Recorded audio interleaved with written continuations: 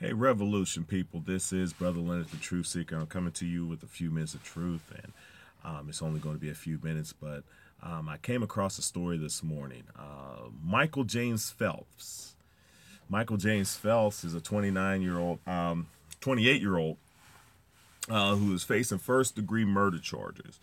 Now, the reason why he's in our purview is he is basically a preacher, aspiring pastor, but he is facing first degree murder charges for allegedly stabbing his newlywed, Lauren Hugelmaier Phelps, stabbing, there we go. I just wanted to make sure, but stabbing her 123 times.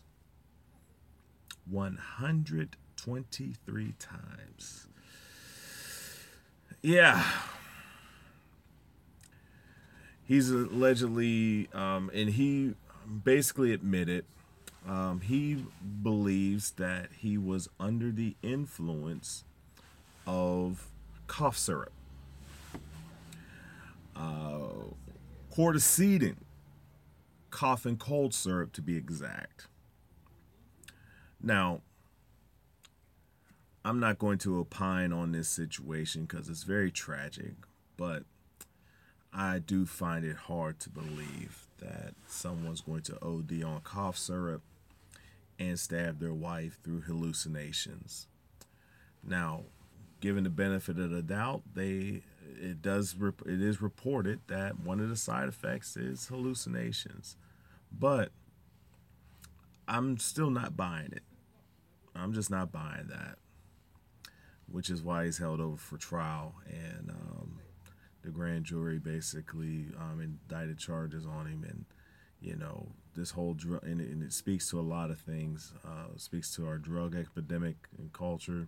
It also speaks to just evil in the world.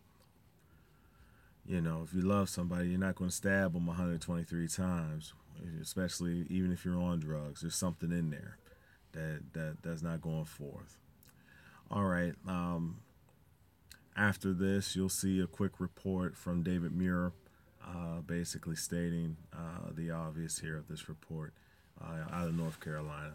All right, everyone. Revolution. To the index of other news, the cold medicine murder case making national headlines. Matthew Phelps accused of killing his wife in Raleigh last month. Autopsy results today revealing Lauren Phelps was stabbed 123 times. Her husband claiming he took too much cold medicine, had a dream, and that he woke up covered in blood.